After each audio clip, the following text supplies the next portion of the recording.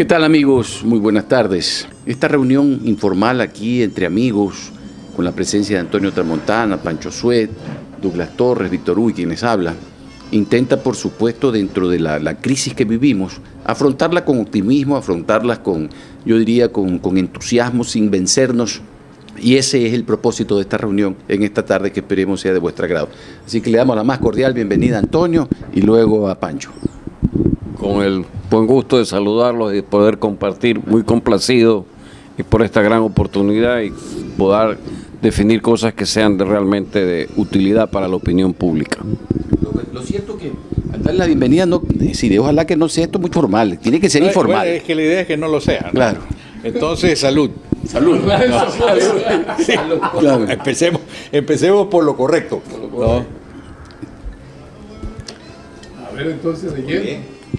Y en ese brindis, entonces. Sí, ya está. Mira, el poder tener una conversación de esta naturaleza en el orden más espontáneo que se pueda tener, sin entrar en reservas o en la búsqueda ansiosa de la frase que sea políticamente correcta. Es un acto de liberación que a todos nos conviene. Más allá que ya estamos liberados, pero de todas maneras siempre es bueno renovar el espíritu. Sin restricción, sin condición. Sin condición. Y restricciones, como hemos dicho. O sea, aquí no hay nada que ocultar, ni nada ni que esté de más, ni nada que hay que añadir, me parece, ese punto de vista.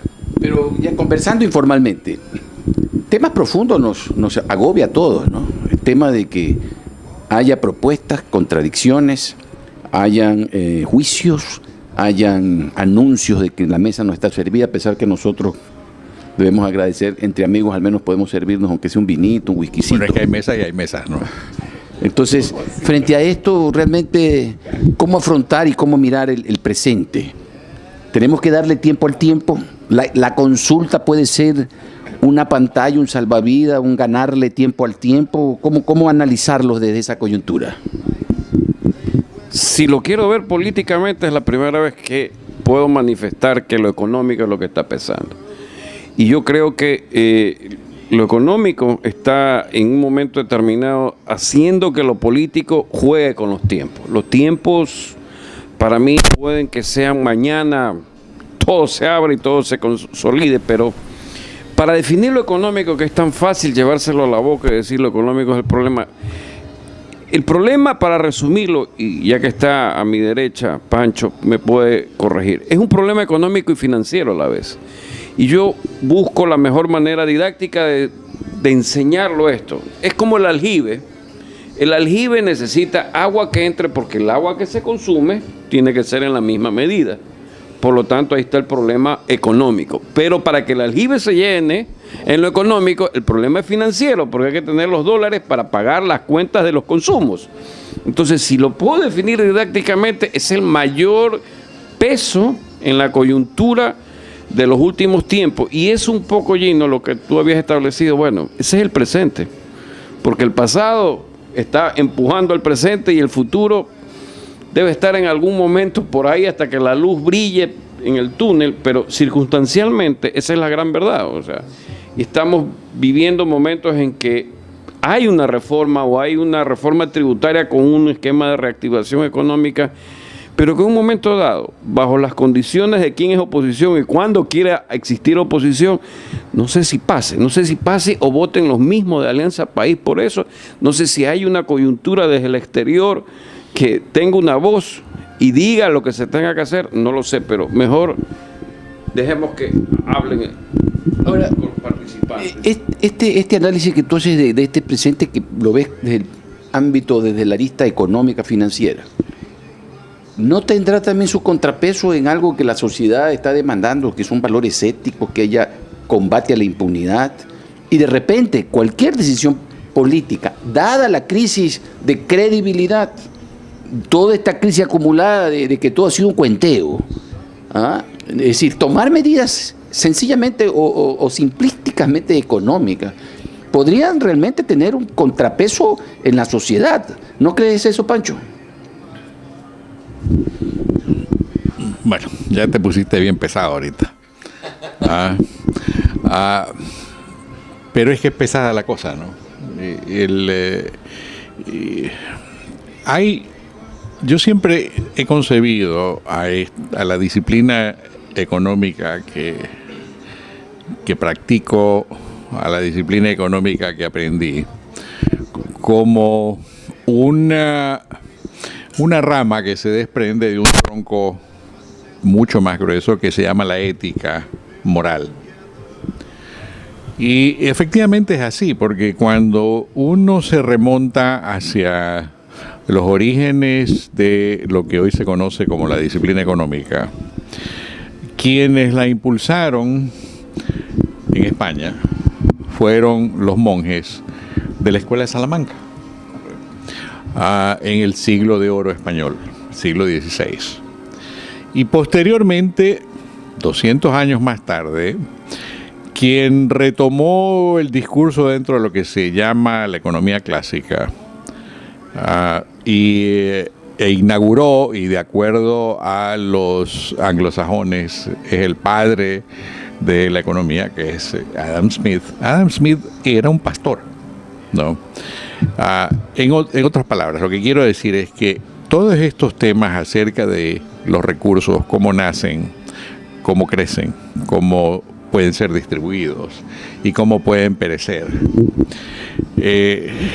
tienen fundamentos que se originan en la ética moral y no exclusivamente en el afán contable de ganar dinero en cada transacción. Eso es lo que con ese prefacio, cuando tú dices lo que dices, Gino,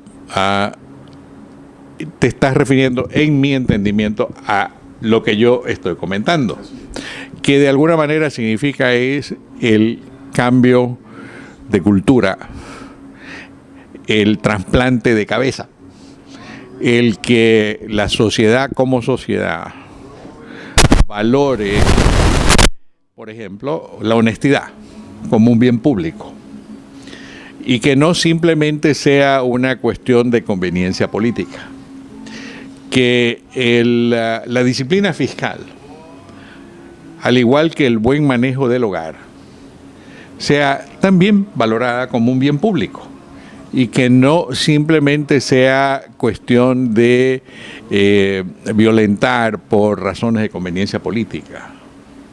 Entonces, cuando uno ve las cosas de esta manera, puede decir con alguna satisfacción, mira, tuve el trasplante de cabeza, o cambié mi cultura, o pienso de otra manera, ¿no?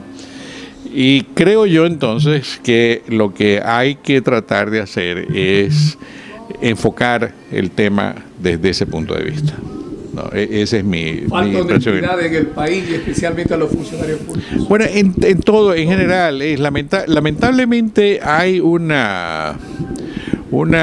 yo diría una característica nacional que no corre por el lado de la disciplina, que no corre necesariamente por el lado de la integridad, que no corre por el lado del trabajo productivo, que más bien corre por el lado de aprovecharse, de vivir de alguna manera la vida suave, porque esto del buen vivir resulta que pasa a ser la vida linda, la vida bella, pero que alguien más la pague.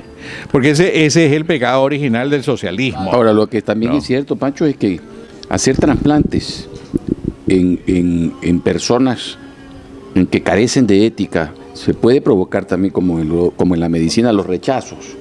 Y esos implantes también generan un tiempo para poder ser adaptados o asimilados. Pero mientras tanto, el país necesita también medidas urgentes. Y en ese ámbito de las medidas urgentes se está provocando, al menos se debió haber provocado un tiempo de espacio para ver si el nuevo gobierno daba pie con bola, como se dice en el argot popular. Y hasta el momento estamos viendo que no hay ni siquiera carambolas en la mesa, por hacer una analogía con el juego del billar. No quiero monopolizar la conversación. No, aquí conversamos. Por eso quiero ampliar un poco el espectro de opiniones. A ver, digámoslo de esta manera, no es que da pie con bola, sino que lo que le ha tocado recibir no permite la carambola. Hay que ver si hay los palos y la bola. O sea, comencemos por ahí, tal vez esté la mesa, pero la mesa está apolillada.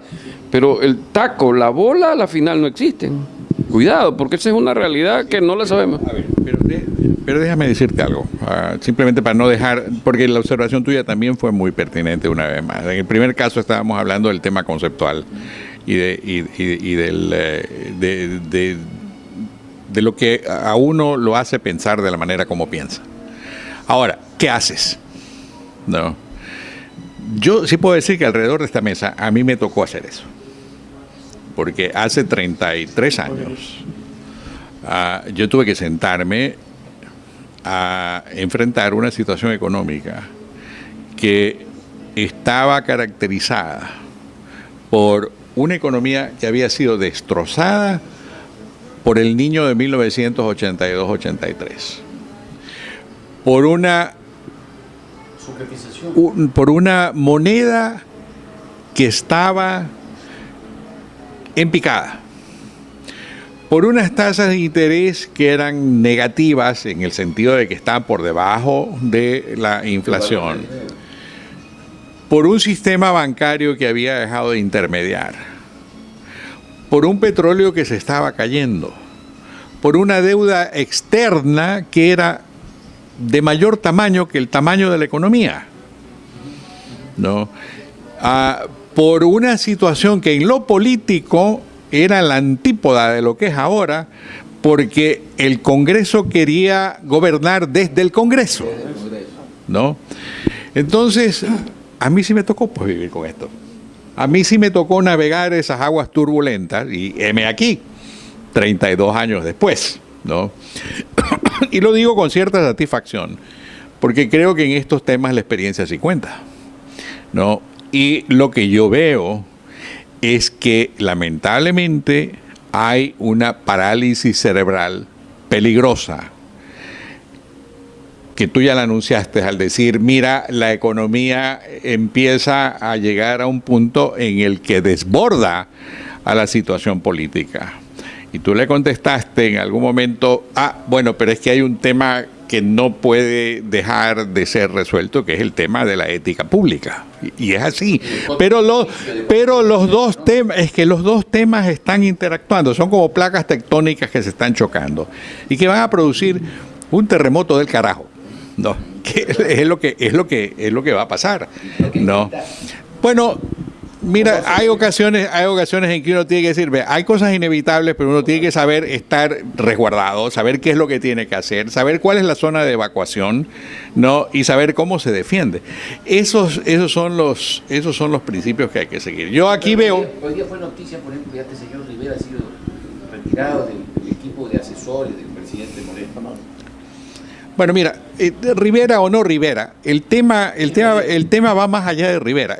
Evidentemente que tú no puedes hacer o crear una plataforma de otro estilo de política económica con la misma gente que hicieron lo que hicieron. Son los mismos. No, es como decirle a los chicos malos que de repente se conviertan en candidatos a santos. No, eso no va a pasar. No, todos estos fulanos, incluyendo al ministro de Finanzas, no, y yo lo que me temo es que esto es infecto contagioso, al punto de que se puede crear una pandemia, y es una pandemia de idioteza. O sea, es un tema que ya asalta los sentidos. Ayer, por ejemplo, la ministra de Industria ha expresado muy suelta de lengua que aquí no se puede o no se debe de crear una fábrica cuyos insumos y materias primas no estén básicamente a la vista en la misma región o en la misma provincia donde está la fábrica. Entonces, con esos principios, yo oía esos ruidos de ahora a mañana eran los muertos en las tumbas de los economistas estos que se están dando la vuelta frente a este tipo de barbaridades que se dicen aquí. Y se los dice pues como que esta es la nueva economía, como que aquí se ha descubierto el nuevo mundo. Por favor, no es así. El país no está para experimentos de esta naturaleza. Y peor cuando viene de gente que con méritos o sin méritos se siente muy importante. Buenas tardes, cibernautas. Muchas gracias, señor doctor Norero, esta invitación a esta tertulia con personas referentes. Claro, estamos en la... Claro. Los cibernautas somos astronautas. Entonces es importante estas tertulias que se están aperturando, siempre con criterio para que todos sepamos, nos orienten sin restricciones, sin compromisos ni condiciones en ninguna naturaleza, ¿no? Y gracias a usted de liderar esto, mi estimado doctor Norero. Y más que todo, mire, la experiencia que está hablando en el sector de la economía, la experiencia que habla un politólogo es necesaria en estos momentos, la experiencia de nuestro amigo Víctor Hugo Poveda en el ámbito radial, televisivo, la suya, doctor. Es importante que la escuchen, la sepan, por ejemplo, qué soluciones se puede dar a nivel de las Fuerzas Armadas en el aspecto estratégico. No olvidarse. Hay dos temas interesantes. La voz del pueblo y la voz de Dios. Es la voz de Dios. Claro. Es interesante lo que acaba de indicar el señor economista, o Pancho, con mucha... Ya está, informales. No el primero. Entonces, yo sí considero que esa parte importante que tocó sobre la economía, importantísima, ¿no? Un referente, uno de los padres de la economía. Pero es importante también indicar la otra frase y otra palabra fundamental que dijo la ética. No olvidarse que la madre de todas las ciencias económicas, las ciencias contables, tienen una madre. Esa madre es la filosofía. Y parte de las ramas de la filosofía que tenemos, la axiología, la ética, la estética, casualmente una de ellas toca a usted. ¡Qué bien! ¡Excelente! Ahora, la parte axiológica, cuando entran los valores en cada una de las políticas económicas, también en las políticas contables. Y si hablamos del Estado, la contabilidad del Estado está en terapia intensiva. Los registros de las cuentas del Estado es importante que se aperturen de verdad. Ha habido colapso del Contralor, de la Contraloría, de una entidad pública que es la llamada a vigilar la aplicación del Estado, por un lado. Por otro lado, la política económica manejada a través de una cartera de Estado no tuvo directrices claras como la época que usted la indicaba, es decir, con unos parámetros de diagnóstico que usted acabó de indicar a toda la sociedad digital que nos escucha. Es importantísimo que se recuerde, no olvidarse que ¿qué estamos haciendo hoy? La pregunta del doctor Norero. Es decir, estas medidas económicas, ¿qué traen? ¿Que vamos a financiar la corrupción del pasado? ¿Para qué son estas medidas económicas? ¿O vamos a financiar el futuro, el crecimiento del país? Esto hay que ser clarísimo, mi estimado Pancho. Nos piden que paguemos la cuenta. Sí, pero es que... Hay una mesa que se comieron. Por favor. Se la llevaron. Sí. Entonces, yo sí creo que hay que ser hasta prudente. Hay que hacerle un llamado al presidente de la República, a su equipo económico. Y felizmente ya no es hora que se vaya una persona que fungía de un tecnócrata de la economía. No sé, él era portador de títulos de economía, pero nunca sabía, una economía práctica. Que eso sí es lo que ha demostrado. Lo uno, lo otro. Muy bien lo que usted indicó, Pancho. Hay que recordarle, hay que refrendarle al país. Por favor, los mismos que llevaron a este ocaso al país en el aspecto económico, son los mismos que van ¿a qué? ¿A potencializar qué? ¿A salir de dónde? Por favor, eso no tiene sindéresis, eso no tiene coherencia, presidente. Ya es hora. Gino, por favor, la estrategia económica del Estado no existe. No se puede hablar de cambiar de nombre de plan del buen vivir, plan de toda una vida. Bueno, toda una vida, ¿qué? ¿Vamos a seguir viviendo con qué? ¿Con corrupción? ¿Con pobreza? ¿Falta de educación? ¿Con qué? A ver, hay que hablar claro, por favor, Víctor Hugo. ¿Qué proponen entonces ustedes en esta mesa de diálogo para salir adelante? Porque tenemos que pensar de quienes están atrás de nosotros. esa nueva generación. Hay un proyecto económico urgente que, de acuerdo a los voceros del gobierno, dicen, para mantener la dolarización, para fortalecerla, para poder pagar la deuda externa de otro gobierno, que no es el de ellos, y poder ahora sí desarrollar al sector agropecuario, al sector productivo, etcétera, etcétera. ¿Comparten o no ustedes la propuesta del régimen? No, lo que a mí me sorprende, y esto cualquiera por favor que usted tome la palabra, me sorprende que el presidente ha sido enfático en señalar que él está respaldando el modelo político-económico del gobierno anterior, porque es el mismo partido, son los mismos ideólogos.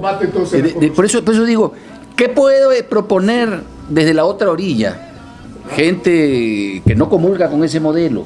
¿Cómo consensuar con ellos si lo que están proponiendo es seguir hacia el abismo? Pues, es decir, ¿cómo detenerlos y decirle, oiga, pare un momentito, está bien, socialismo bonito, sinónimo de humanismo, solidaridad, pero seamos pragmáticos. Hoy por hoy ya no se puede ofrecer lo que no se tiene, y lo poco que tiene la gente que produce, que trabaja, se lo quieren regalar a los que ya no quieren trabajar porque se enseñaron a vivir del subsidio, tipo Venezuela, por ejemplo. A ver, comencemos por el principio, digo yo. Lamentablemente, y digo lamentablemente como una situación del país, ganaron ellos las elecciones. Eso significa el mismo modelo, no te lo puedes quitar de encima. Ahora, si vas a lo pragmático, ya el punto de vista debe decir, bueno, el diagnóstico, y más que diagnóstico, es la autopsia del país, autopsia, no diagnóstico, una autopsia. Muy bien, señores, ¿con quién debemos gobernar?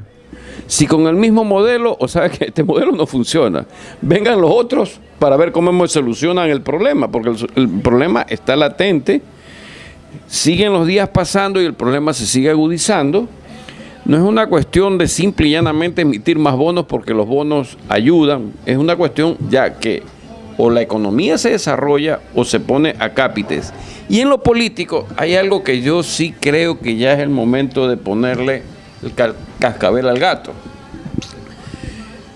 La corrupción como tal debe ser castigada, pero la pregunta es, ¿y por qué no existe o no existió una pregunta que diga aquel que cause un daño al país en los problemas económicos deba tener un castigo?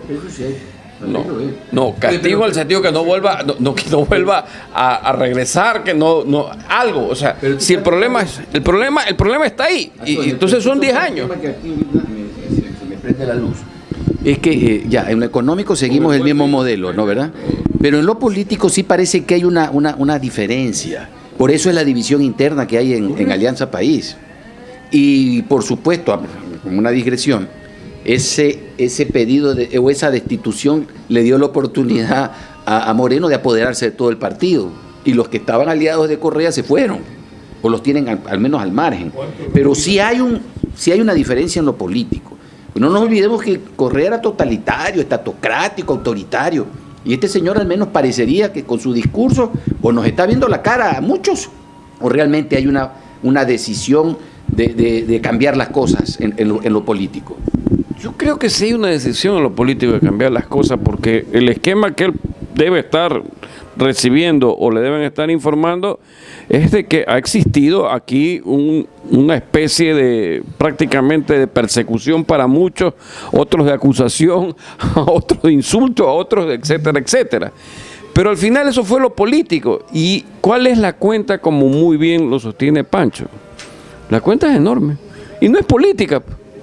La cuenta es económica, es en el cusqui, o sea, es en el dinero, y el país en un momento determinado dice, bueno, tuvimos bonanza, sí, ¿y qué ganamos la bonanza? O sea, despilfarramos, y ahora ya no hay bonanza, ¿y qué hacemos? La pregunta es, ¿estamos todos en la misma nave? ¿Todos debemos empujar en la misma? ¿A todos nos deben pasar la cuenta? Es que en algún momento le corresponde al mandatario romper ese círculo. La pregunta es, ¿cómo llegó él? ¿Llegó él con base suficiente, con equipo económico, llegó con equipo político? No sé si lo impusieron todos. Es sencillo, hermano. Es sencillo. Busca a los contrarios. Es sencillo, busca a los contrarios. A ver, el señor Suet, usted tuvo problemas de distintas naturalezas de 30 años, venga para acá. Dígame qué tengo que hacer y mañana ponga el equipo económico. Es simple. Es como cuando tú llegas como médico. Antonio, pero es que aquí también llegas. hay un hecho, ya que estamos frente a un ex ministro de Economía, de Finanzas. ¿Qué decía el pueblo en la época de León Férez Cordero? No se cumplió con la oferta política pan, techo y empleo. ¿Y cuál fue el argumento de sus voceros y del propio mandatario? El problema petrolero, la ruptura del oleoducto, etcétera, etcétera, terremoto, la temporada invernal afectó, por eso no se pudo recuperar el sector agropecuario. Ese discurso lo he escuchado toda la vida, de todos los gobiernos. Pero usted es socialista, usted es MPD. A ver. Pero ahí sí hay que poner, yo creo, un punto y coma y una tilde. Recordemos que no solo había un problema económico, había un problema tal vez de terrorismo que se estaba iniciando. O sea, es parte de la historia que no podemos dejarla a un costado. Entonces la pregunta ahí era, tengo el problema económico, pero ¿qué soluciono primero? O sea, la cangrena estaba ahí. Entonces, ahí. ¿Sabe qué es importante también? Que cuando se quiere buscar soluciones, enseguida se regresa al pasado, lo malo del pasado. Sí. Es que si estamos hablando de la corrupción, no es que la dolarización, ¿te acuerdas que ha sido el asalto o la partidocracia? Así nunca vamos a salir adelante, pues. No, así es. Ese es el problema, es que hay una asimetría entre la retórica y las promesas y la capacidad para actuar, ¿no? En realidad ha habido varios temas que se han puesto sobre la mesa de discusión, que sí está servida. En forma líquida, está claro. Sí, en forma líquida. Me parece que la aclaración debe ser válida. Está aclarado. Queda aclarado. Pero dicho eso, el tema es que, bueno, ya hemos dicho que con un equipo económico de una naturaleza X no se pueden hacer las cosas al revés.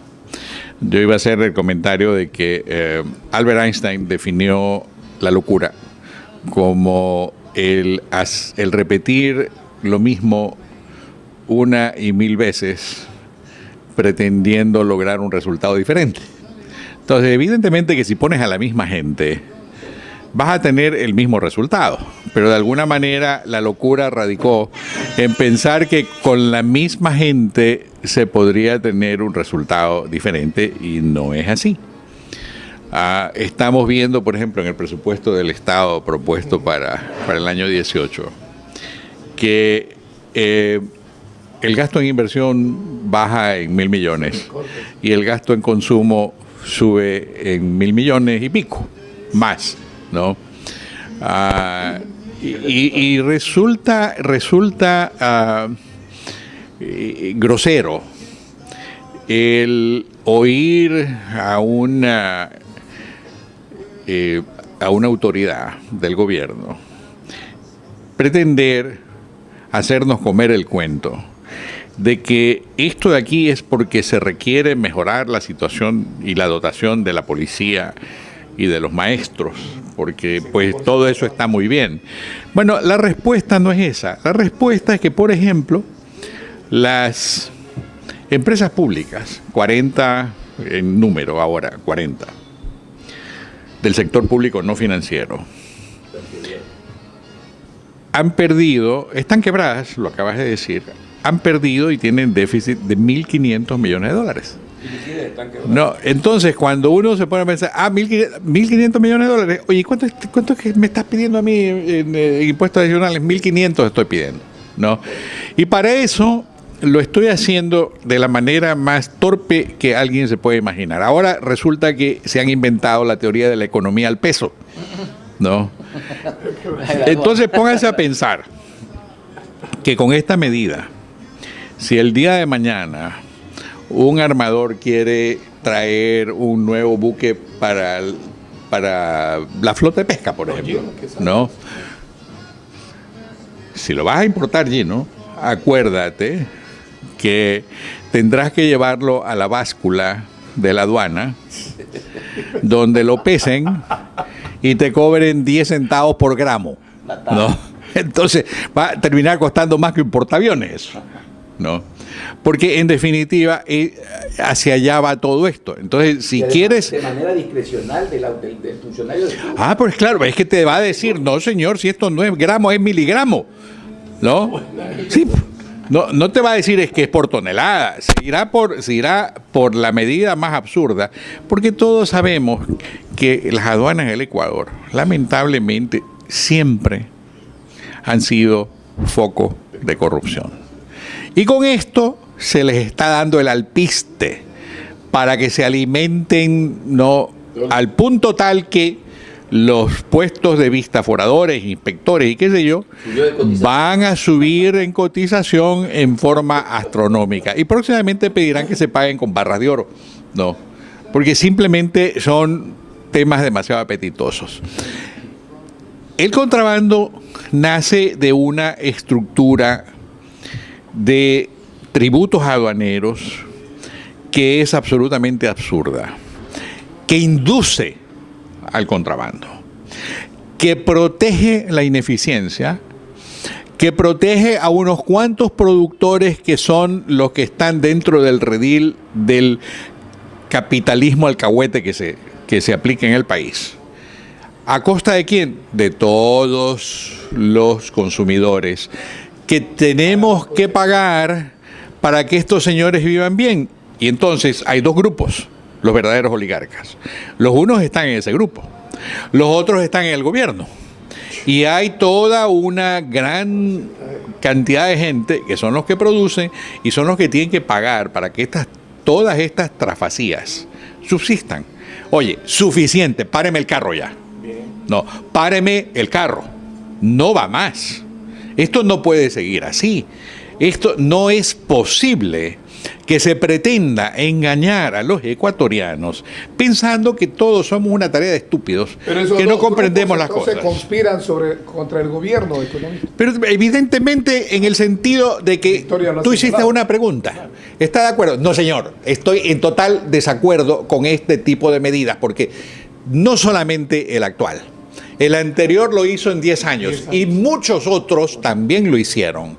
Y por eso seguimos de tumbo en tumbo. Esto es condenarnos, ya no solamente a nosotros que estamos pues con cierta edad, sino a nuestros hijos y a nuestros nietos, a que per secula seculorum seamos tercermundistas, teniendo la posibilidad de no serlo.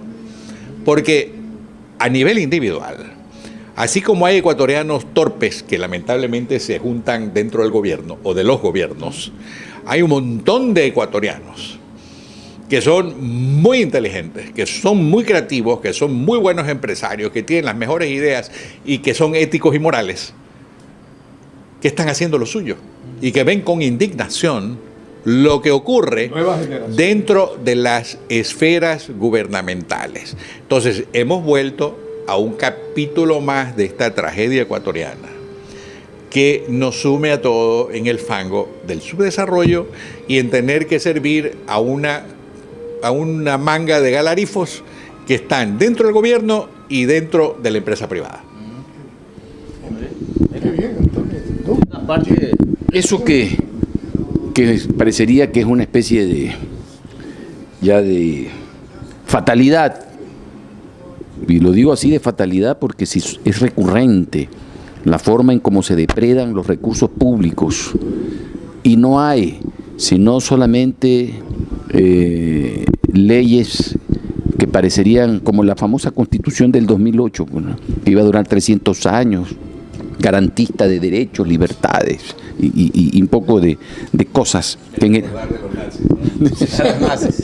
Entonces sí parecería que este fatalismo, como muy bien aquí se ha señalado en esta mesa, pero hay que reaccionar, pues. Y el reaccionar ya no puede ser solamente a través de un medio virtual. Y esto no es un llamado a la secesión, ni a la subordinación, ni al golpe blando, ni al golpe oscuro. No, yo creo que en esto hay que ser frontal. O cambian 180 grados la forma de la gestión con que se está haciendo, o sabe que renuncien y váyanse todos y vamos a la revocatoria del mandato y no cabe más. Tenemos que esperar lamentablemente hasta que se cumpla un año y solicitar la revocatoria del mandato, porque seguir hipotecando el futuro con un presente totalmente incierto, pues es aceptar el fatalismo, pues. Perdón un ratito, algo que no hay que dejarlo pasar, muy interesante, perdóname, Antonio. Mira, esto, hoy por hoy, lo que tocó y nos recordó Pancho Suet, es la endogamia política. Y más que todo, está sucediendo esos cambios aparentes de personalidades, pero la política sigue siendo la misma. Son muy pocos los que aperturan ciertas estrategias financieras, políticas arancelarias, políticas monetarias, políticas crediticias. Usted ve, es decir, no se escucha aquello, se escucha solamente algo recaudatorio por todos lados. Eso es nocivo, por un lado. Por otro lado, yo pienso que el aspecto de las finanzas públicas, cuando hablamos de aquello, estamos hablando de los ingresos del Estado, que son los tributos, y como tales los tributos, los impuestos, las tasas, las contribuciones y las exacciones parafiscales. Entonces yo sí creo que el pueblo ecuatoriano tiene que reflexionar y exigir al gobierno nacional, el gobierno nacional, al equipo económico, decirle, oiga, necesito una planificación tributaria del Estado, pero a largo plazo. Eso es importante, que lo hacen muchos gobiernos, en Europa lo hacen. La planificación tributaria es a largo plazo. No estoy hablando de las empresas privadas, estoy hablando del Estado como tal, que dentro de las finanzas públicas. Oye, Douglas, perdón, interrumpiéndote un ratito, pero no vivimos una especie de gatopardismo, que todo el mundo quiere que cambie para que todo siga igualito. Porque aquí hay una clase beneficiada, que son los clientes del statu quo, pero ellos están felices, tú no quieres que cambie nada, pues. Pero todo el mundo quiere ofrecer cambio, pero para que todo siga igual. Mira, el gatopardismo. Claro. Hay otro tema que tiene su costo, que nadie lo habla. Ya se está investigando, ya hay muchas metodologías que han demostrado, técnicas, metodologías, ¿sí?, tanto generales como específicas, que han demostrado que el costo de la impunidad se está calculando. El costo del monopolio de las decisiones políticas y públicas tiene un costo también. La rendición de cuentas... ¿Cómo es eso del costo que no entiendo? A ver. Que se tiene que ya tener un costo dentro de los costos de producción. La impunidad lo que es... hay que pagar para mantenerse... No, estamos hablando... No, sí, es importante. No entiendo. Ya, es importante esto, que los costos de la corrupción. Los costos de la corrupción, entendiéndose cuáles son los elementos del costo de la corrupción. Son primero, el monopolio de las decisiones públicas, un costo. El otro costo, ¿cuál es? La impunidad. ¿Y qué es la impunidad? El crimen sin castigo. Entonces hay problemas en la justicia y tiene un costo. ¿Por qué tenemos ese nivel monetario? Por favor, lógico. ¿Sí? Es para que se entienda bien. Sí. El otro, el costo que conlleva el no rendir cuentas como se debe ante el mandante. Porque muchos dicen que yo hago 10 libros y estoy rendiendo cuentas, me reúno a 10 amigos, ya, aquí está la rendición de cuentas. Oiga, un momentito. Pero para los que no conocen, dicen, esto es informar. Oiga, pero un momentito, lo que está en este libro no me ha justificado. Ahí está el problema de un costo hundido, un costo que... por supuesto, pues, mi estimado doctor. Ese es el uno. Imagínense, están los elementos de la corrupción. La concentración de poder, lo que dijo antes usted, el costo de la discrecionalidad que llevan consigo todas las personas que están en los cargos públicos. En la aduana, por ejemplo, hablábamos de las tasas y los costos. ¿Cómo vas a calcular un costo? Antes usted lo indicaba, Pancho. Sí, no hay un procedimiento diáfano, sí, diáfano para que se sepa cuáles son los activos, cuáles son las importaciones que van a estar y cuál es el método para calcularlo. Sí, como muy bien, al peso, al volumen, ¿cómo? O al valor, ¿cuál es? O al braveo también. O al barbeo. Bueno, y el otro es el costo de la corrupción, pues, ¿no? Que eso está generando, bueno, ya se conoce, siempre eterno, las aduanas han sido focos de corrupción. Y ya lo dijo el presidente de la República. No hay institución exenta de corrupción aquí en el país en estos momentos. Pero ¿qué ha hecho por eso? Esos son costos. Esos costos los vamos a cubrir nosotros del pueblo. Por favor, hay que reflexionar. Ahora sí, doctor, por favor. A ver. Creo que ahora sí ya los ingredientes que faltaban a la mesa ya se están sumando. Sí, están cocinándose. Está la fanesca apropiado del plato. Douglas, el tema político de la actualidad, habiendo ganado quien ganó y quien está gobernando, es de tal peso que lo que muy bien planteaste, la planificación estatal en cuanto a la finanza, la tuvimos durante 10 años. El resultado... ¿Cuál fue el resultado? El resultado, lamentablemente, pero han sido 10 años. Entonces viene que en esos 10 años lo político ha acabado con las finanzas, lo político ha acabado con la ética, lo político ha acabado con lo moral, lo político ha ocasionado una hecatombe de tal magnitud que no sabemos qué es lo primero que hay que sancionar.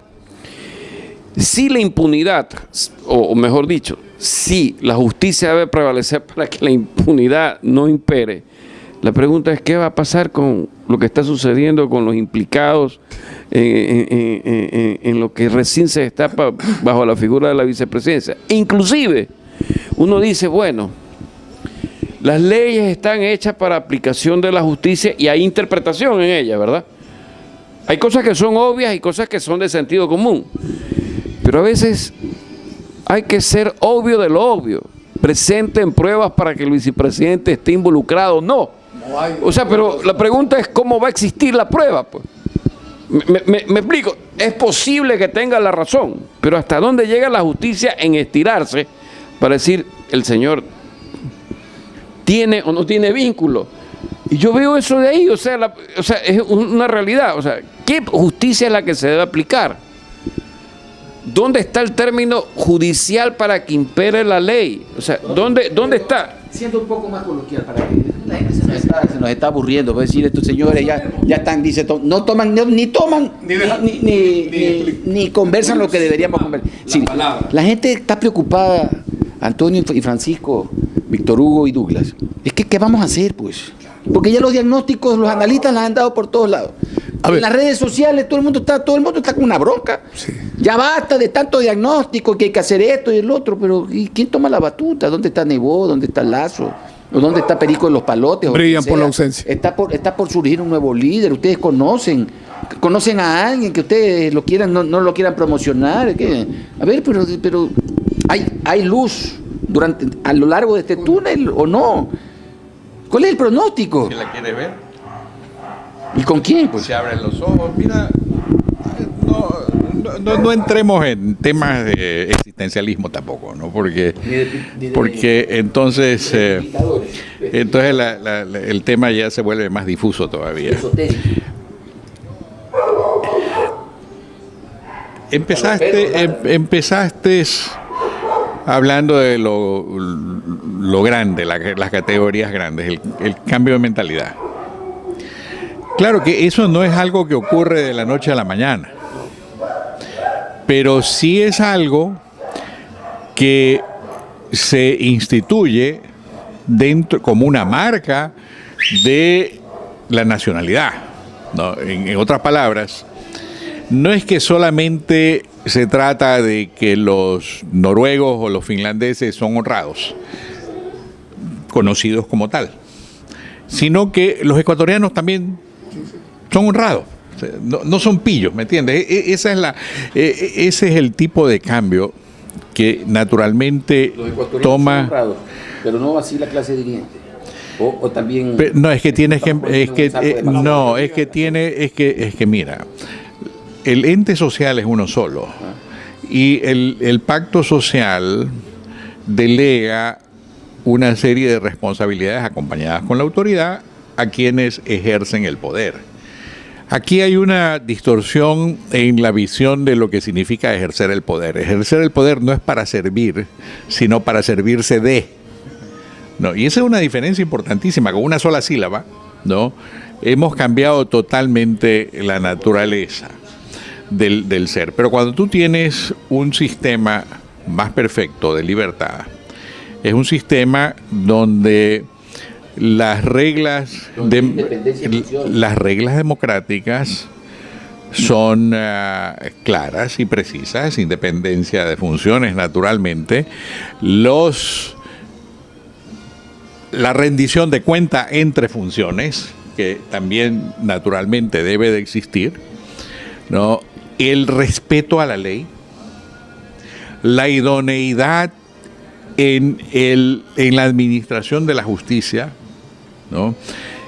Y cuando hablo del respeto a la ley, no hablo solamente de que los jueces juzguen correctamente los casos que vienen a ellos, sino que los ciudadanos respeten a la ley. En otras palabras, es la diferencia entre aquel ciudadano que cometió una infracción de tránsito y decide que debe de coimar al policía, o el ciudadano que acepta la multa y que la tiene que pagar y que tiene que ir a la corte y tiene que hacer lo que tiene que hacer.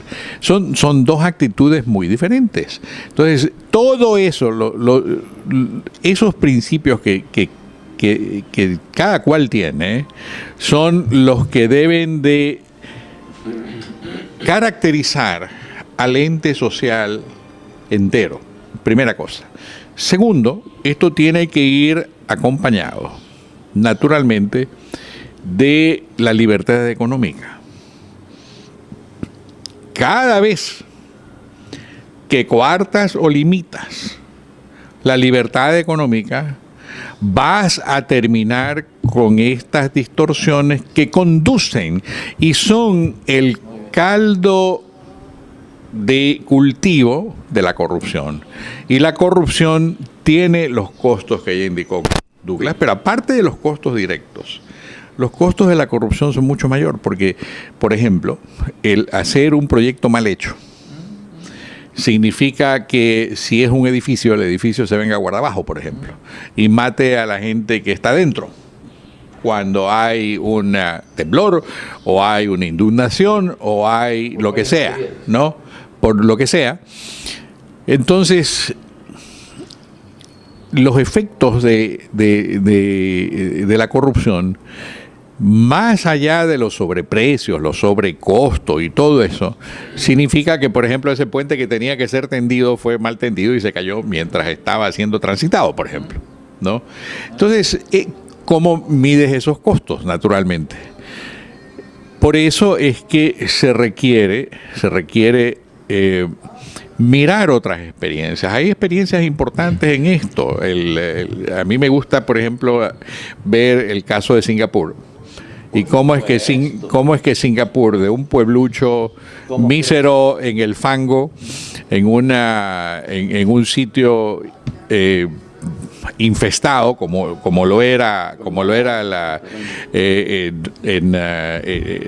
sitio geográfico que ocupa en el estrecho de Malaca, eso es hoy en día lo que es, ¿no? Porque naturalmente tú tenías que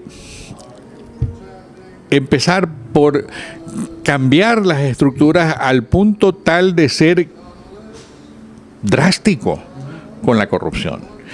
Y por cierto, no es que el hecho de que se juzgue a la corrupción y a los corruptos y al señor Glass o a quien sea, a todos los que han sido responsables de esta debacle, que deben de pasar por las manos de la justicia, no es que eso se contraponga a que se haga buena política económica. Y no es que eso se contraponga a que se haga buena política y que se avance en la política. No hay razón alguna por la cual debe de haber una contradicción. Es más, yo veo esta pelea entre los señores que antes dominaban en su conjunto el país. Y lo que veo es una pelea de... Vaya, pues, robamos juntos, pero ahora resulta que yo soy el acusado y tú no. No. Ahora, pero lo grave aquí también, Pancho y Antonio, es el tema de que frente a esta inseguridad jurídica, política, económica, hay la seguridad real, pues, física, y no hay desarrollo ni bienestar sin seguridad. Entonces, la situación se vuelve mucho más dramática y menos auspicios de salir de este ¿cómo se llama? Podríamos llamarlo arena movediza, porque es una arena movediza que nos estamos cada día hundiendo más. Porque si no hay la inversión acá, olvídate, aquí no salimos, por más que venga de nuevo, que regrese Pancho Sueda al Ministerio de Finanzas. Bueno, yo pienso por quitar la tasa de los 10 centavos. Entonces, frente a esta inseguridad ya total, que se está convirtiendo en una especie de una realidad holística terrible y dramática, ¿qué hacemos? Pues el tema es ¿qué hacemos? Gino ha preguntado por segunda o tercera ocasión, ¿qué hacemos? E incluso rápidamente comentó, esperar el año si no hay el cambio por parte del régimen y aplicar la revocatoria del mandato. Agrego yo, hay una consulta popular. De las 7 preguntas, la mayoría de ecuatorianos dice, estamos de acuerdo, pero menos en 2 dicen los señores de Alianza País, se dividen. Los correístas dicen, estamos a favor de las 5, pero no la pregunta que abre la reelección inmediata y por supuesto la del Consejo de Participación Ciudadana y Control Social. Se dividen los morenistas y los correístas. ¿Es un tongo la consulta? Pregunto. No, yo creo más bien lo siguiente. Si la variable económica, como tal, en el proceso de la ley de reactivación y dentro de las corrientes que se están dando de opinión pública y de criterios, resultan que la percepción de la gente o de la gran ciudadanía o de la sociedad es que es nefasto, la consulta puede salir que el sí salga por la culata. ¿Y qué significa eso? O sea que, cuidado, a ver, ¿qué significa? No va a resolver nada. Le da legitimidad. Por el contrario, no. Ni le da legitimidad. Te estoy diciendo lo contrario, que puede no salir favorable. Te estoy diciendo. Pongámonos en el escenario que sí es favorable. ¿Ahí? Las cosas, o sea, el problema económico sigue, la situación sigue. El problema ya ahí se trastorna de que lo político va a primar sobre lo económico. Ahí lo que puede significar. Pero ¿sabes qué, Gino? Si tú me dijeras, peso para las candidaturas seccionales, nada más. Tal vez sí, tal vez no. Al igual que lo tenía el Cajetón. Tal vez sí, tal vez no. O sea, es la incertidumbre. Sí, asumo el personaje. Pero ¿sabes qué? En todo esto son muchas las variables que están interviniendo. Sobre factores de decisión a futuro. Pero en todo caso, darte una solución pragmática, no lo sé. No lo sé de verdad. De verdad que no sabría darte. Si no hay los cambios, volví a preguntar, Gino, ¿es oportuno al cumplir el año? Dice, no sean los cambios. Organizarnos y plantear la revocatoria del mandato. ¿Por qué no? ¿Y dónde están esos personajes que puedan plantear? Eso. Después que llenemos los vasos, vamos al corte. En este coloquio, y vamos a otro tema que creo que es importante. Nos estamos acercando ya a un periodo de elecciones, un periodo en donde tiene que haber definiciones y propuestas y nuevos candidatos, porque el día 9 de octubre, de manera, yo no sé si apresurada o condicionada o lo llevaron a una posición incómoda, el presidente Moreno indicó que tanto Jaime Nebot como Jimmy Jairala, ambos habían ya decidido no participar, el uno como alcalde y el otro como prefecto, para dar paso, dice, a una oxigenación en los liderazgos. Pero aquí habría que analizar, desde mi opción, desde mi punto de vista, yo pienso que no se trata solo de liderazgos, sino que se trata de pensar realmente en lo que le convenga a la ciudad, a sus instituciones, el que siga o no, por ejemplo, un Jaime Nebot como alcalde, y en el caso de la provincia a Jimmy Jairala. Y eso se podría dar dependiendo de los resultados de la consulta. En la opinión de todos nosotros aquí, expresemos cada uno nuestra opinión. ¿Qué piensan al respecto? A ver, si es por la consulta como condición, ya no podrían ser los dos señores que acabas de mencionar, porque tendrían que retirarse porque no admite reelección. Si esa fuera la condición sine qua non. Pero yo siempre me he preguntado también al mismo tiempo, bueno, en el caso de Jaime José Nebot Sadi, ya ha cumplido, pues ¿por qué le vamos a exigir más? Y que no tiene familia. La pregunta es... No, pero es que ahí viene la otra pregunta. ¿Cuál? ¿Estaría Jaime Nebot dispuesto a dejar que otro asuma el liderazgo dentro de Yo la sí administración creo. municipal? Yo sí creo. ¿No hay intereses escondidos? No, yo ¿Seguro? creo, no hay intereses escondidos, o sea, hay que ser humano. Hay que ser humano. Hay que ser humano. Una pregunta maliciosa. No, hay que ser humano. Antonio, frente a la pregunta de Gino, ¿al Partido Social Cristiano le conviene entregar a otra agrupación política la administración de Guayaquil? Eso de capaz de decir que no. No. O sea, seamos realistas. Si le conviene o no. El problema no está el Partido Social Cristiano, el problema está en que la decisión de la sociedad sea la que a lo mejor le convenga y decida. Ahora, Es la sociedad. ¿Quién va a decidir eso? ¿Quién? ¿Quién va a decidir eso? ¿Qué cosa que va a decir? ¿Qué es lo que más le conviene a la ciudad? El pueblo. A ver, el pueblo es el que va a decidir, por supuesto. Claro. De la noche a la mañana puede ser que alguien levante la mano a otro y la gente diga, no, quiero a otra persona. Esto me suena interesante. Por Pero es que supuesto. aquí viene el otro filtro o barrera Ya. permanente.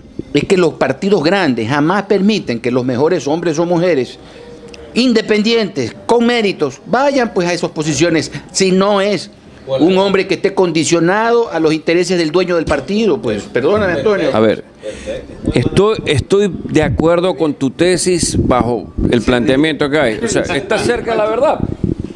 Está cerca de la verdad, pero la pregunta es siempre, ¿quién es el que decide? ¿Quién es el que decide? ¿Quién es el que decide? Entonces no va a haber entonces una verdadera... quien vaya a ir no va a ser el que más le convenga. Pues. A ver, Gino, no. Vamos por partes.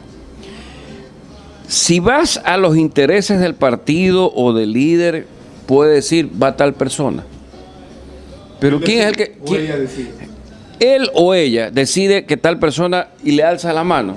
Pero hermano, el último es el de la urna. Dice, no quiero. Pero es que eso no estamos hablando de eso. ¿De qué estás hablando? Estamos hablando de que para poder ser candidato, si fuesen responsables los partidos y movimientos políticos, escogieran a los mejores hombres y mujeres, pero eso no está sucediendo. Hay primarias, pues. Sí, pero ya es manejada la Ya, pero ¿cuándo has visto una primaria que se haya escogido así como Pero hermano, debería ser? a ver, pero Estamos en aquí, Estados Unidos, a ver, no, vamos por parte. Si tú quieres condicionar a lo que tú quieras, te puedes pegar el gran chasco. Entonces, ¿quieres llegarte a ese chasco? Córrete el riesgo. Ahora, por ejemplo, yo quisiera ser alcalde, candidato a alcalde. ¿Qué tendría yo? ¿Contra quién tendría que pelear? Contra los partidos tradicionales, llámese Partido Social Cristiano, Alianza País, Creo y Centro Democrático. Tendría que tener toda una maquinaria ¿Y el mismo Alianza de País? organización y de billete, Ujú. sin la garantía que luego en el tribunal electoral no me boicoteen la elección. ¿Y tú crees que eso es lo que se debe dar? Si estamos criticando casualmente toda esta porquería que hemos vivido durante todos estos años, pues Antonio. Pero es muy sencillo, pues entonces. Existe el enola gay. Existe el enola gay en la historia. Estoy hablando alto por si acaso. El enola gay existe. No va a creer que estoy gritando. Por si No. Pensé A que ver. te habías quedado sordo. Pues, No. Existe el enola gay, hermano. Entonces borra y va de nuevo. Pues. Si el sistema es tan malo, borra y va de nuevo.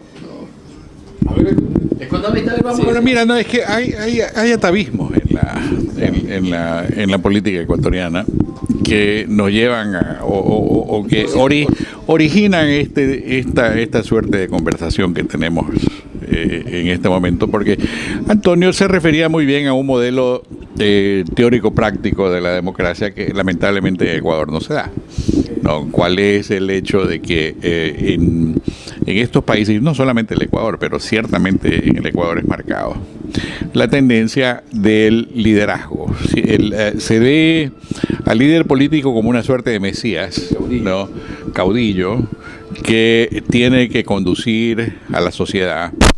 Entonces no hay esa, llamemos así, institucionalización del quehacer político que permita que en una forma más meritocrática se llegue a la designación de los candidatos, ¿no? Ahora, en el orden específico de la ciudad de Guayaquil, yo pues lo digo sin ambajes. Jaime es un antiguo amigo mío, somos amigos desde que ninguno de los dos teníamos bigote. Allá nos remontamos, bien atrás. Creo que ha hecho un trabajo importantísimo para la ciudad. Creo que también efectivamente él está en esa onda de haber cumplido un ciclo importante de su vida, tanto desde la gobernación inicialmente como luego en la alcaldía. Y si él dice que no va a ser candidato una vez más, yo estoy dispuesto a darle el beneficio Ahora sí de le la va a duda. creer No. que él, por tercera ocasión, que se repite lo mismo. No, y lo ha dicho, y fue enfático, de la manera como fue enfático respecto del tema de la presidencia. Porque tal vez podríamos haber pensado que si el candidato de oposición esta vez hubiese sido Jaime, en vez de que fuera Lasso, probablemente sí ganaba. Probablemente. ¿Y cuál es cuál es la experiencia administrativa de Cynthia Viteri como para garantizar un trabajo idóneo, eficiente como el que desempeñó Jaime Nebot? Bueno, vas a tener que sacar la linterna de Diógenes para escoger entonces a la persona. Pero es que la pregunta es muy válida. La pregunta es relevante. La pregunta hay que hacerla, y no solamente hay que hacerla, sino hay que sembrar la idea de que las cosas se tienen que hacer de otra manera. Con esto de aquí yo no a nadie. Y eso lo digo muy claramente porque a Cynthia es una persona a quien yo le tengo el mayor respeto, sin lugar a dudas, ¿no? Entonces, sí, no, y ha hecho una tarea nada despreciable en la Asamblea, por cierto, no, y de todas maneras ha sido dos veces candidata a la presidencia de la República, o sea, tampoco es que es una persona advenediza que nada sabe de nada, porque es que si eso fuera así, entonces, ¿qué hace el señor Moreno en la presidencia? No. Son administradores. Es que se requiere administradores que tengan sentido político, cultura económica, ¿no? Y conocimiento dentro de esa cultura económica, conocimiento de cómo se hacen las cosas, pues. Hay una cosa, Pancho, Gino y Antonio, Víctor Hugo, que no nos olvidemos, Carlos, por favor. Sí, Carlos, no. Luis Francisco. Bienvenido a Luis, de la segunda generación, creo, ¿no? De los Suet. Mire, es importante algo que sí debemos rescatar, debemos también no olvidarnos de la historia. Morales eres tú. Claro, pero había un poeta, un pintor. Jorge. Ese hermano. Primo hermano. Sí. Es importante no, es decir, olvidarse de la historia del Partido Social Cristiano. Yo pienso que el líder nacional que tuvo el partido, empezando por Camilo Ponce y reiterativamente tenía León Férez Cordero Rivadeneira. Hizo un buen trabajo con Guayaquil, entregó un excelente alcalde, pero quien planificó a Guayaquil, no hay que olvidarse, mi estimado doctor, usted fue un exalcalde, ¿no? Fue León Cordero Rivadeneira. Hay una cosa. Perdóname que yo fui alcalde y déjeme hacer un pequeño paréntesis. Antes que me olvide. El tema de la ampliación del malecón ya estaba dentro de los planes del planeamiento urbano de la ciudad de Guayaquil. La perimetral, todo lo que significa el desarrollo. Eso se hizo un crédito con FONAPRE, el Fondo Nacional de Preinversión para planificar. No es que fue que se descubrió por parte de León, ya estaba planificado. Lo que no había son los recursos y después a alguien que ejecute. En eso el administrador que sí llegó y hizo lo que es activar FONAPRE fue León Férez Cordero. Entonces, ¿qué es lo que quiero decir? Y cibernautas, es que León Férez Cordero dejó algo bueno para Guayaquil. Formó a un alcalde. La administración, que eso le exactamente. Lamentablemente, continuidad. Este en 10 años no supo aprovechar esa estabilidad. Por favor, a eso iba a llegar. Entonces, no se puede decir que es un mal alcalde, sino un buen alcalde, que necesitamos uno mejor también, que supere lo que ha hecho Jaime Nebot. Pero por eso también aquí es que se pone ya en discusión. Si la reelección indefinida provoca estabilidad cuando se es eficiente, ¿por qué cuestionarla? Claro, pero no hay que olvidarse, ya dijeron, él tiene familia, él también, por favor, Guayaquil necesita aprobar a otra persona, no importa de qué partido sea, pero por lo menos que haga cosas mejores que Jaime Nebot, que pueda verlo también, por favor. Respecto de las reelecciones, En teoría, claro, tener un líder indiscutido, alguien que hace una tarea de creación trascendental, requiere, sin lugar a dudas, más que la vigencia de un periodo, ¿no? De 4 años, por ejemplo, ¿no? 8 años debería de ser, como fue el caso de León en la alcaldía, debería de ser un tiempo suficiente como para dejar una marca, ¿no? Y hacer las cosas bien en estos casos, ¿no? Y más aún si hay una sucesión, como fue el caso de León Jaime.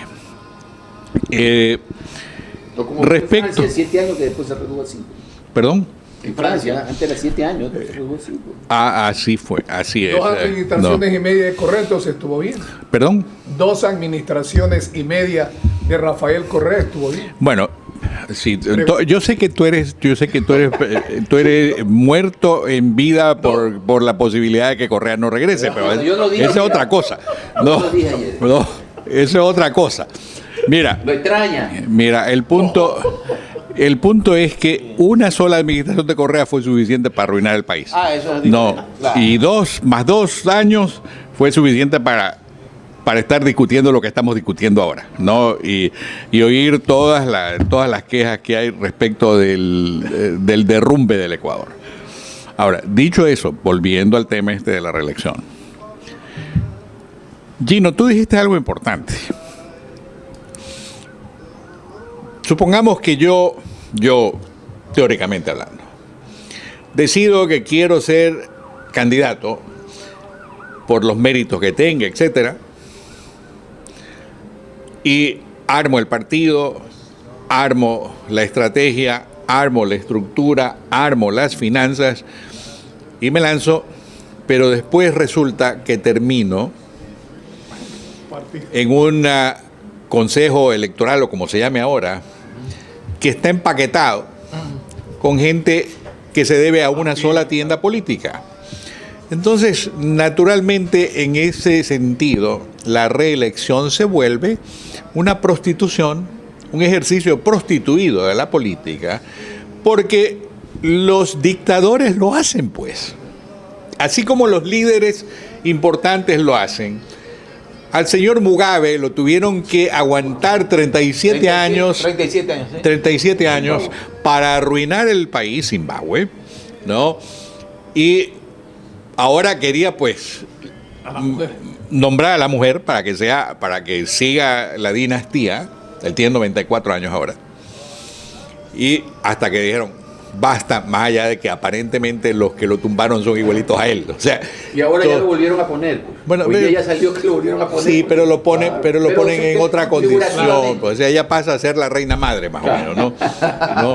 Entonces el asunto es que estos conceptos de reelección o no reelección no hay que tomarlos por la gramática de lo que dicen, sino por lo que implican y por las condiciones que les acompañan.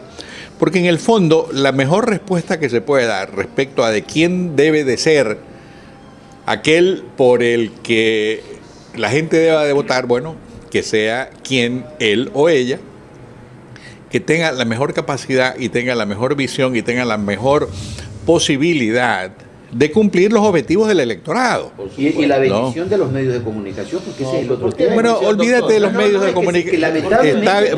Caemos en que si tú Gino, no tienes pero la eso es bendición parte, de los medios, por más plata que tengas, está bien, pero eso es parte, mira, eso es parte también del arte de la política. Y ahora que estamos aquí y que vaya, pues, de repente, oye, tenemos mejor rating que Coavisa. Por supuesto. ¿No? Yo no lo sé, pero asumamos que pasara así, ¿no? Bien, ¿Qué pasó pues con el modelo de negocio de los canales mira, la red de internet es liberadora en ese sentido. Y rompe paradigmas. Pero lo rompió totalmente, pues ha cambiado el mundo, Así es. ¿no? Y al cambiar al mundo nos ha dado la posibilidad de ser más libres, para bien o para mal. Pero nos ha dado la posibilidad. La estamos ejerciendo alrededor de esta una mesa. libertad responsable. Y estamos como es exponiendo nuestros puntos de vista a tus cibernautas y a los astronautas, ¿no? Y de esa manera... Y a los del ático. Saludos a los elásticos también. Ya lo saludaron ustedes, ya está suficiente. Saluda tú que debes de... Oye, pero no, sabes que yo lo que estoy sorprendido es del silencio de Antonio. ¿Qué pasa, Antonio, hermano? Pero que estás, tú, no sé si te estás reservando para que te contraten, pues. Jaime José. Jaime José. ¿Qué pasa, Antonio? ¿No quieres vender tus ideas? No es cuestión de vender ideas, sino que es cuestión solo... Bueno, una persona inteligente escucha, tío. En eso tienes toda la razón. Y en eso está bien, hay que felicitarlo. No es cuestión de inteligencia, sino que es cuestión de ver la realidad. Nuevamente la realidad está en la votación de la ciudadanía, hermano. La capacidad de endoso de cualquier superestrella candidato no es real en cuanto... Pero sí, sí pesa. Sí empuja, pero no es que yo endoso mi capacidad total. O puede salirle al revés como le salió al doctor Frankenstein ahora último, ¿no? Correcto. Entonces, bajo esos lineamientos viene la pregunta, ok, la ciudadanía ya vio la obra, ya vio el administrador, ya vio todo, pero de pronto... ¿Quiere más? Claro. Y yo te pregunto, ¿más de qué? ¿Quién le da ese? Más de una buena gestión, pues. Pero que entendámoslo desde el punto de vista de positivo. Ya la gestión está. Ya la gestión nadie va a dudar en 17 años, pero más que... Agua potable. Más, nuevo aeropuerto, el tren elevado. Hay tantas cosas pendientes que si no estás de voz y si que llegase a caer en manos de personas que no tienen el concepto claro de lo que es una ciudad moderna, abierta, cosmopolita, como lo es Guayaquil, se puede tirar al traste todos esos proyectos. Correcto, ¿Y quién pierde? La ciudad, pues. Correcto. A ver, un momento. ¿Está bien? A ver, vamos por parte. Pero si mañana él alza la mano a X y la gente vota por Y, Quiere decir que entonces... Nosotros somos responsables. El pueblo. entonces, El pueblo es el perdóname. pues. No, ahí el responsable sigue siendo él. ¿Por qué? haber sabido escoger la persona idónea. Perdóname. Una parte. Perdóname. Una parte. Es que eso, como tú dijiste, tiene que entender él. Que él no es el que endosa ni el dueño de la votación. Eso lo tiene claro. Lo tiene claro. Tiene gravísima responsabilidad en saber escoger realmente una persona que sabe que va a llegar. Y que además de una vez que llegue, Y promocionarla. es la persona idónea. ¿Qué sucede con los partidos políticos? Porque no solamente es el partido de don Jaime José, que deben darle la oportunidad a las nuevas generaciones y ese líder promocionar a su sucesor. ¿Qué ocurrió en el Partido Social Cristiano? Jaime Nebot tuvo que crear... No es que estamos tomando el vino y nos provoca eso interrumpir. Pero si alguien ha dado más oportunidad a los jóvenes en estos últimos 10 años ha sido el presidente Correa y tenemos ahí están los resultados. Es decir, no es que son los jóvenes tienen derecho a ganar su propia experiencia en función y aprender de sus errores. Pero este Ecuador de hoy necesita de gente experimentada. Claro, con todo respeto a los jóvenes. Sí, sí. Porque ellos se van a ganar su propio espacio en función de sus logros. No porque le estemos dando, por ejemplo... Pero ¿cómo logra en el la caso experiencia ese joven? Luis, ¿no? Sí. Luis Francisco. ¿Cuántos años tiene Luis Francisco? 23. Ponerlo, por ejemplo, porque yo soy, por ejemplo, alcalde. Y Pancho me dice, hermano, ayúdame con mi hijo. Ya, chévere, Pancho. Y lo nombro de director sin que él tenga la experiencia. ¿A quién le hemos hecho un daño? Le hemos hecho daño a la administración y a él también.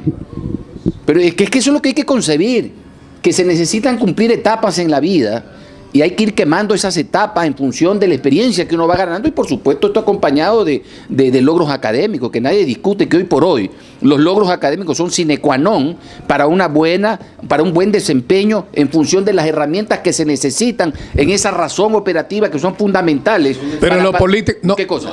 claro, los logros pero Los político... logros académicos te permitan a ti, por ejemplo, utilizar herramientas como la computación, como puede ser análisis financiero, y eso tú no lo haces empíricamente. Claro, ¿qué pasó? ¿Están Pero es que en criticando? cambio él no tuvo la experiencia en la ¿Cuánto vida, nunca fue un doctorado? emprendedor, nunca ha sido administrador, pues. Pero educador. No, teórico. Necesita Ahora, una práctica que pero dice- lo que dice Gino, pero los líderes tienen que encauzar, pues, y ellos son los encargados de analizar y estudiar a la juventud, a las bases. ¿Sabe que para ahora sí, tú eres el futuro sucesor mío? ¿Por qué no ocurre eso? en las organizaciones políticas. Decía Jaime Nebot, tuvo que independizarse, si cabe el término, de León Febres Cordero y crear su propia agrupación política Madera de Guerrero. ¿Por qué no se puso en práctica las regiones y las gobernaciones, como dice la Constitución, que debe haber entrado en el 2016? Debió haber entrado, pero se la postergó. ¿Por qué? No lo sabemos los intereses, pero vayamos a ver. Es un riesgo latente porque un gobernador va a tener va a ser un mini presidente en una región. Miren, hay algo que tenemos que tener claro. El líder sabe a dónde tiene que ir. Lo sabe. ¿Quién te lo da? La encuesta. Pero aquí en la encuesta nosotros no sabemos si la gente qué prefiere para que sea gobernador, hombre o mujer. Es simple y llanamente. ¿Para qué discutir lo indiscutible? ¿Sí me explico? No entendí. Muy simple. ¿Quién fue alcalde? No te explicaste. No. ¿Quién fue alcalde de Guayaquil? León Febres Cordero. ¿Quién fue alcalde después de Febres Cordero? Jaime Nebot. La pregunta es, ¿la ciudadanía percibe que debe ser mejor un hombre que una mujer? Esa es la respuesta. Hasta ahorita ha sido hombre, ¿no? Porque tuvimos la experiencia de la mujer antes que León, pues.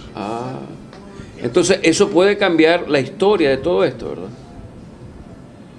Vuelvo y te repito, el ciudadano es el que te decide, no sé si está claro.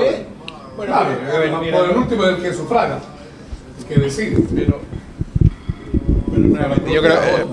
Yo creo que nos estamos perdiendo un poquito en la conversación. Volvamos entonces a lo principal. Si no es Jaime, bueno, ¿quién es? Bueno, mi respuesta es que, primero que no sé. No, esa es la mejor respuesta que te puedo dar.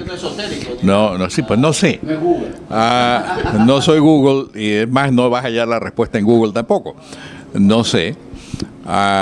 Creo que si queremos cambiar los escenarios, sí debemos de exigir que los diferentes movimientos y partidos políticos presenten, para variar, plataformas de acción. Así como cuando uno quiere crear un negocio, tiene que convencer a los potenciales inversores y potenciales accionistas respecto de cuál es el plan de negocio. Bueno, a ver, explíqueme cuál es el plan de negocio, en qué va a cambiar, va a llevar a cabo el aeropuerto, va a abandonar el aeropuerto, qué va a pasar con las concesiones, qué va a pasar con el transporte, qué va a pasar, piensa que la seguridad de la ciudadanía debe de seguir en manos del gobierno central a través de la Policía Nacional, o es que debe de haber como es una policía local finalmente, y así por el estilo. Hay montones de cosas. Entonces sí debemos de exigir que hombres o mujeres de diferentes colores y estirpes políticas presenten estas propuestas y digan, a ver, va a mantener un proyecto de administración que continúe enfocado en la inversión, o va a adoptar algo parecido a lo que había en el pasado o a lo que hay en el gobierno nacional. No, ¿y qué es lo que tiene en mente para eso? Es que vamos a traer a los como es componentes de nuestros equipos a que vengan a hacer, ¿me entiendes? Ese tipo de discusión sí, desde ahora. Por eso yo lo mociono aquí como propuesta, de suerte tal que ese sea un tema de discusión, pero claro, organizarlo, pero natural. Es que por ahí es donde debe de empezar la cosa. Si en general tenemos un modelo de administración y de gestión municipal con el cual estamos razonablemente satisfechos, sin que sea la perfección, pero razonablemente satisfechos con los recursos que hay, etcétera, etcétera, y con el buen uso de esos recursos, porque de todas maneras hay que considerar que a lo largo de estos 25 años no ha habido pues un solo escándalo que haya marcado a la municipalidad de Guayaquil. No. Sí, hablando de eso, y es que ese es un tema capital, pues habida cuenta de la discusión que hay ahora respecto al gobierno nacional. No hay, o inclusive en otros casos de otras ciudades del país. No hay el caso, no se aplica el caso acá a Guayaquil, porque de alguna manera ha habido, tanto en la administración de León como en la administración de Jaime, ha habido el debido cuidado para que todos los temas de la contratación pública y del manejo de los recursos estén acorde con la normativa, ¿no? Entonces eso ha dado una tranquilidad. O el hecho de, por ejemplo, impulsar proyectos. Uno puede decir, mira, la Metrovía no me satisface, por ejemplo. O la TN. Sí, pero a ver, pero ¿qué alternativa hay? Ustedes miren el caso en Quito, se han metido en un proyecto de metro, ¿no? El metro, pues, los tiene al municipio al borde de la quiebra en el sentido de haber agotado su patrimonio en materia del endeudamiento. Y también ocurre que para poder amortizar esa inversión, vas a tener que subir considerablemente los pasajes.